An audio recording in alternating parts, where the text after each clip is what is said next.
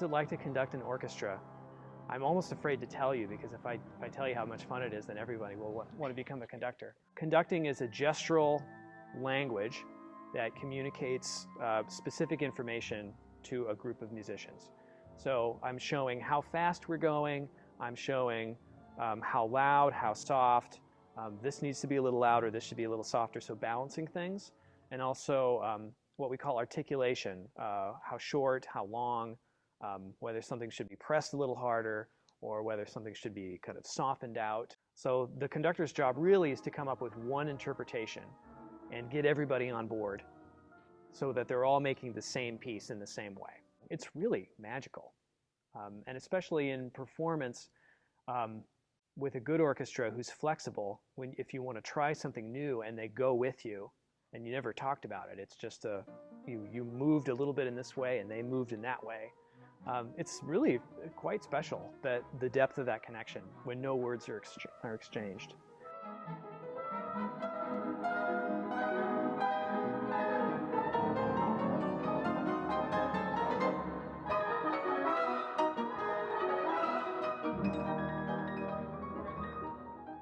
I started at 15. Yeah, I really had no idea what I was doing. But you know, when you're that age, things don't seem hard, even though they really are. And so I'm grateful actually to have kind of cut my teeth when I didn't have the fear of failure as much.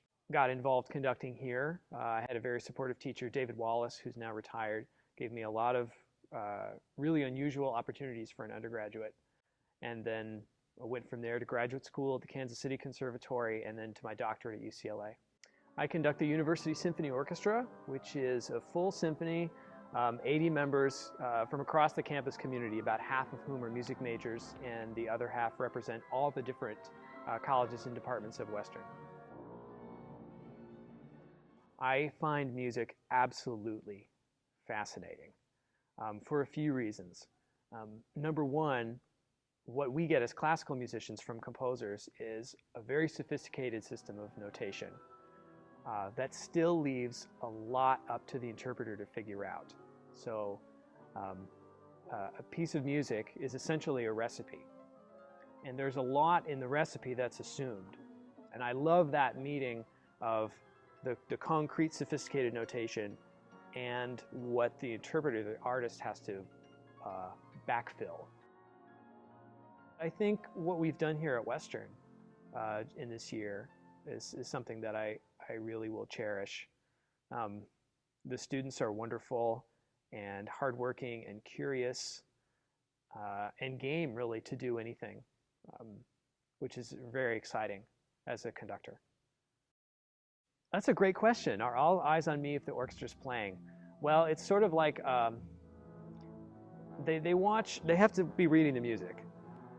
And they occasionally, if they're playing a long note, they can look up from the note and then look back down at it. But most of the communication is through peripheral vision. So they can see the motion, even though they're not looking at me directly. They can still keep track of where I'm at with the motion. There are always little adjustments all the time. And you train an orchestra to be sensitive to that by doing it in rehearsal. I think orchestral music is fantastic and exciting and fascinating and interesting and completely accessible to people who know a lot about music or don't know anything about music. When you have 80 people on stage, you know, going for it 100%, playing like as loudly as possible or as softly as possible, there's something really gripping about that. It's like, because we conductors, we don't actually make sound, which is the odd thing being a musician.